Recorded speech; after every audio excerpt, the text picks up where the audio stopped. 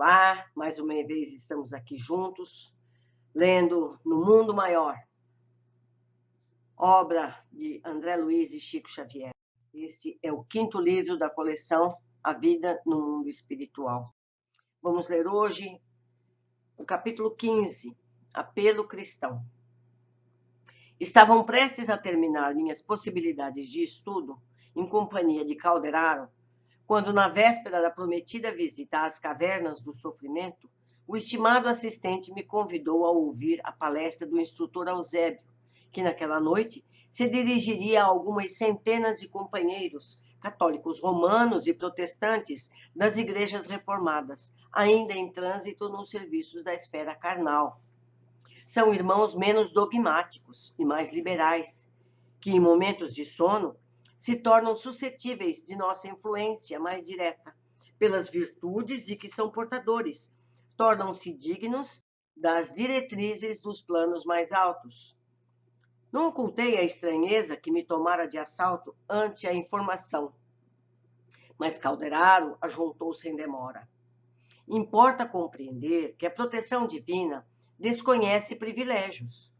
A graça celestial é como o fruto que sempre surge na fronde no esforço terrestre. Onde houver colaboração digna do homem, aí se acha o amparo de Deus. Não é a confissão religiosa que nos interessa em sentido fundamental, senão a revelação de fé viva, a atitude positiva da alma na jornada de elevação. Claro é que as escolas de crença variam, situando-se cada uma em um círculo diferente. Quanto mais rudimentar é o curso de entendimento religioso, maior é a combatividade inferior, que traça fronteiras infelizes de opinião e acirra hostilidades deploráveis. Como se Deus não passasse de um ditador em dificuldades para manter-se no poder. Constituindo o espiritismo evangélico prodigioso núcleo de compreensão sublime, é razoável seja considerado uma escola cristã mais elevada e mais rica. Possuindo tamanhas bênçãos de conhecimento e de amor, cumpre-lhe estendê-las a todos os companheiros, ainda quando esses companheiros se mostrem rebeldes e ingratos, em consequência da ignorância de que ainda não conseguiram afastar-se.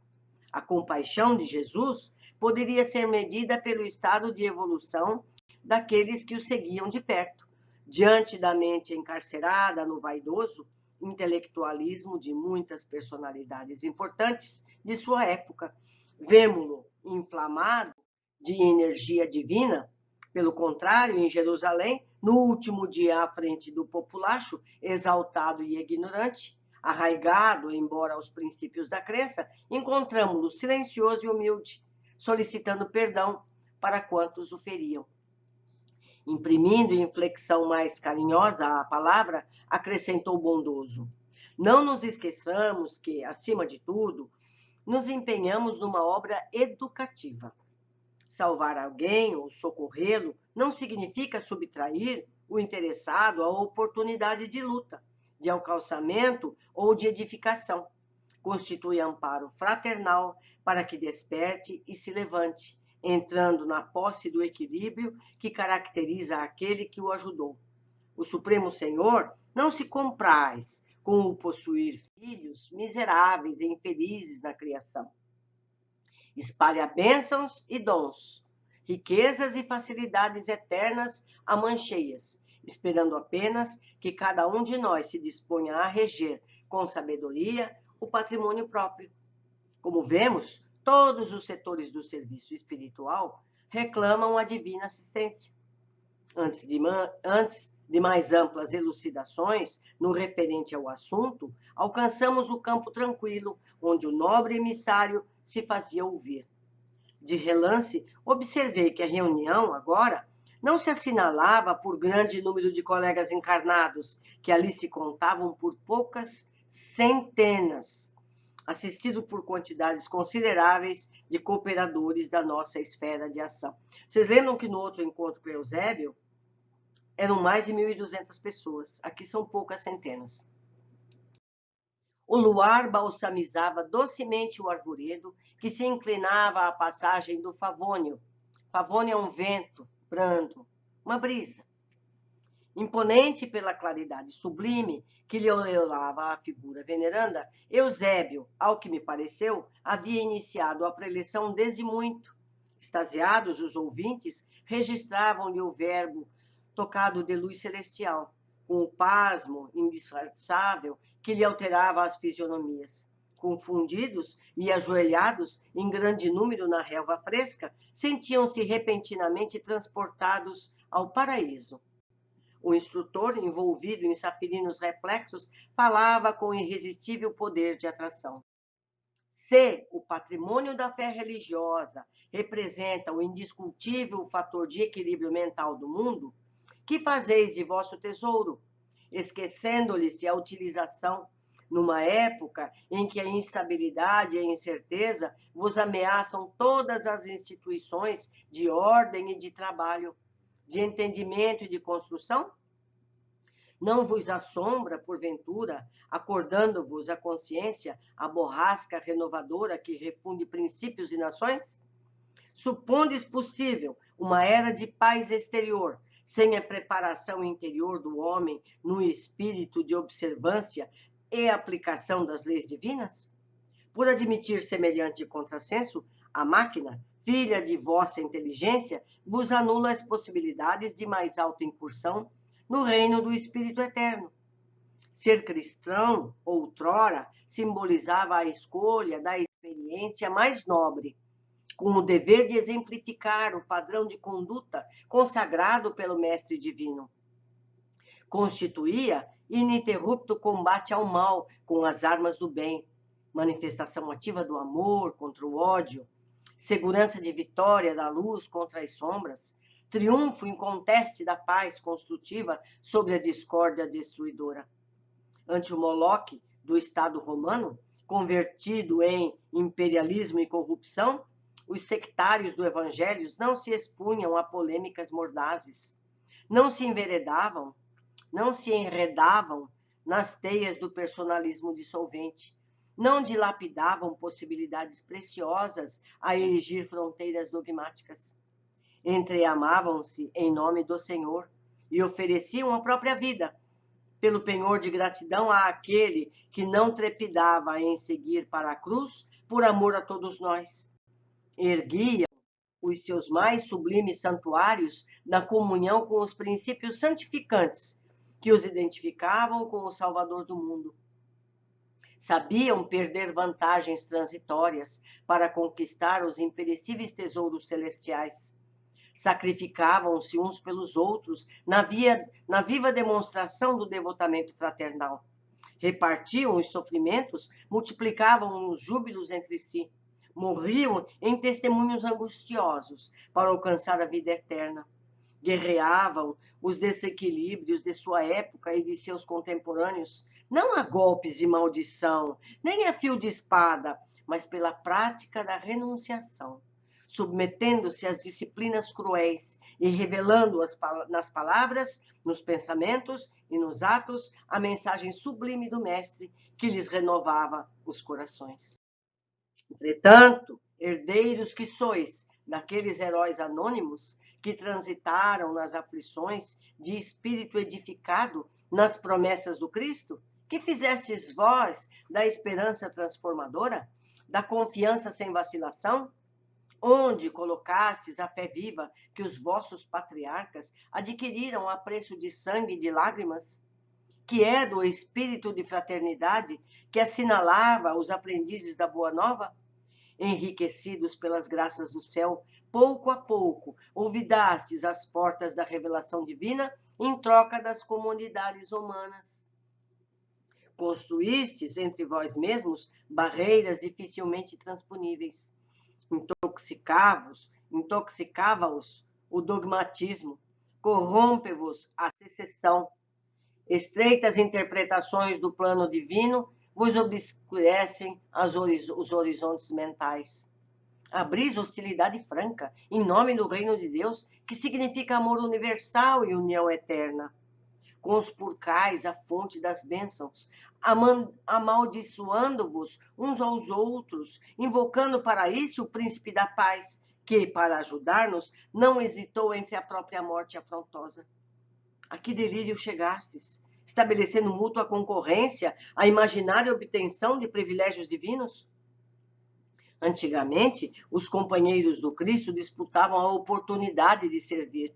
No entanto, na atualidade, procurais as mínimas ocasiões de serdes servidos. Reverenciais o Senhor, a luz dos séculos, e mantendes-vos nas sombras do nefando egoísmo. Proclamais nele a glória da paz e incentivais a guerra fratricida, em que homens e instituições se trucidam reciprocamente. Recorreis ao Divino Mestre, centralizando em sua infinita bondade a fonte inesgotável do amor. Entretanto, cultivais a desarmonia no recôndito do ser. Por que estranhas convicções supondes conquistar o paraíso à força de afirmativas labiais? Esquecestes que o Verbo divino, em seus fundamentos, é sempre criador? Como admitir a redenção ao preço de simples palavras a que nenhum significado objetivo emprestais pelas atitudes? Fala uma coisa e faz outra. Todavia, é imperioso reconhecer o caráter sublime de vossa tarefa no mundo. Jesus fundou a religião do amor universal, que os sacerdotes políticos dividiram em várias escolas, orientadas pelo sectarismo injustificável. Malgrado esse erro lastimável dos homens, a essência dos vossos princípios é aquela mesma que sustentou a coragem e a nobreza dos trabalhadores sacrificados nos primeiros dias do cristianismo. Porque alguns missionários das verdades religiosas olvidassem a paternidade divina e se permitissem desmandos da autoridade, preferindo a opressão e a tirania. Não sois menos responsáveis agora pelos sagrados depósitos que Jesus nos confiou, destinados aos serviços de elevação humana e de santificação da terra. O Evangelho, em suas bases, guarda a beleza do primeiro dia. Sofisma alguns conseguiu amparar o brilho de amai-vos uns aos outros como eu vos amei. Perante os desafios do céu, credes acaso servir a Deus, encarcerando-o nos serviços da fé nos templos suntuosos? A pompa do culto exterior só faz realçar o desatino de vossas perigosas ilusões acerca da vida espiritual. Infrutífera seria a divina missão do Mestre se a boa nova permanecesse circunscrita às trincheiras sectárias, onde presunçosamente vos refugiais com o objetivo de inflamar a execranda fogueira das hostilidades simuladamente cordiais. Não encontrasses outra fórmula de externar a crença além da concorrência menos digna? Em vão ergueis castelos de opinião para o verbalismo sem obras? Porque, se a morte surpreende o materialista revel, descortinando-lhe o realismo da vida, o túmulo abre também o tribunal da reta justiça a quantos se valeram da religião para melhor dissimular a indiferença que lhes povoa o mundo íntimo. Não julgueis esteja a fé consagrada ao menor esforço. Qual ocorre a ciência, a religião tem o seu trabalho específico no mundo. Força equilibrante do pensamento, seus servidores são chamados a colaborar na harmonia da mente humana. Na atuação da fé positiva reside a força reguladora das paixões, dos impulsos irresistíveis da animalidade e de todos, a que todos emergimos nos processos evolucionários que nos preside a existência. Jesus, por isso, não confinou seus ensinamentos ao círculo estreito dos templos de pedra. Reverenciou, em verdade, os monumentos que recordassem os lugares santos da oração, consagrados a manifestações superiores do Espírito. Entretanto, não se cristalizou nas atitudes atitudes adorativas. Viveu conquistando amigos para o reino do céu. Não impôs aos seus seguidores normas rígidas de ação. Pedia-lhes amor e entendimento, fé sincera e bom ânimo para os serviços edificantes. Aproximando-se de Madalena, não enxergava embalde as conversações, interessava-lhe o coração no sublime apostolado renovador. Visitando Zaqueu, abençoa-lhe o esforço nobre e construtivo. Dirigindo-se à mulher samaritana, não desce as contendas inúteis, impressiona-a pelo contato de sua alma divina, fazendo-a abandonar o velho cântaro da fantasia para que busque as fontes eternas, convivendo com cegos e leprosos, loucos e doentes de todos os matizes. Exemplificou a vida social baseada na fraternidade mais pura e nos mais elevados estímulos à santificação. Por fim, imolado na cruz, seus 2 últimos companheiros eram ladrões confessos, aos quais não hesitou dirigir a palavra fraterna, inflamada de amor. Como invocar-lhe o nome para justificar os desvairios da separação por motivo da fé? Como apoiar-se no amigo de todos para deflagrar embates de opinião, acendendo fogueiras de ódio, em prejuízo da solidariedade comum que ele exemplificou até o supremo sacrifício? Não será denegrir-lhe a memória, difundir a discórdia em seu nome? Notei que as palavras do orientador provocavam funda impressão. A maioria dos ouvintes chorava em comoção irregressível, sentindo-se tocado pelo juízo celeste. Eusébio, que mantinha presa a atenção geral, prosseguiu impávido. Não se vos reclama a transferência do depósito espiritual da crença veneranda.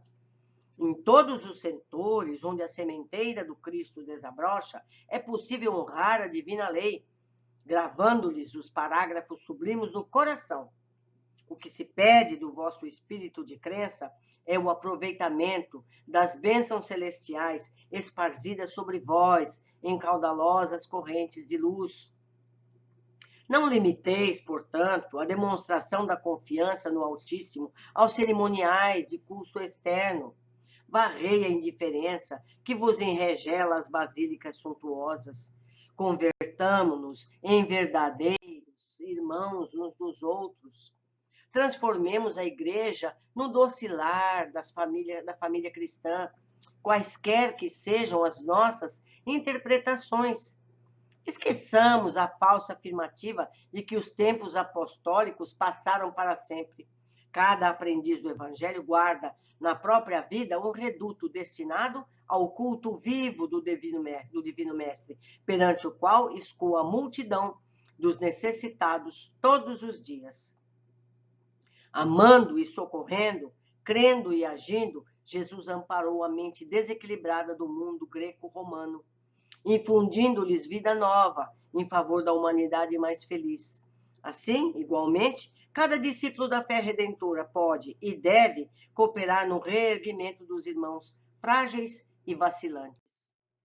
Fugir do farisaísmo dos tempos modernos, que se recusa ao auxílio fraternal em nome do gênio satânico do cisma dogmático. Jesus nunca foi pregador da desarmonia, jamais endossou a vaidade petulante dos que pelos lábios se declaram puros, mantendo o coração atascado de lodo miasmático do orgulho, do egoísmo fatais. Mobilizemos nossa confiança no Todo Misericordioso, dilatando-lhe o reino bendito da redenção. Aguardar o céu, menosprezando a terra, é obra de insensatez. Nenhum de nós peitará a justiça divina, embora permaneceis cultivando, muitas vezes, a ideia de um comércio ridículo com a divindade. Se um lavrador jamais é postado sem obrigações diretas, diante do matagal inculto ou do pântano perigoso, como permanecer sem deveres imediatos junto às paisagens de crime e treva, de inquietação e sofrimento? O irmão caído é nossa carga preciosa, a dificuldade é nosso incentivo santo, a dor, nossa escola purificadora. Abracemo-nos, pois, uns aos outros, em nome do Cordeiro de Deus, que nos reformou a mente, alçando-a a planos superiores pela ascensão gloriosa através do sacrifício. Somente assim, meus amigos, é possível atender à elevada destinação que nos cabe. Diante do mundo periclitante, alucinado por ambições rasteiras e dominado pelo ódio e pela miséria, sequência das guerras incessantes e aniquiladoras, harmonizemo-nos em Jesus Cristo, a fim de equilibrarmos a esfera carnal. Sombras perturbadoras vagueiam em torno de vossos passos e de vossas instituições em ronda sinistra. Evitai a subversão dos valores espirituais, afugentai as trevas que vos ameaçam as organizações político-religiosas, temei a ciência que estandeia sem sabedoria, livrai-vos do raciocínio que calcula sem amor. Revisai a fé para que seus impulsos não se desordenem à míngua de edificação. A crosta da terra é atualmente um campo de batalha mais áspera, mais dolorosa. Despertai a consciência adormecida e afeiçoai-vos à lei divina, olvidando o cativeiro multissecular da ilusão. A salvação é contínuo trabalho de renovação e de aprimoramento.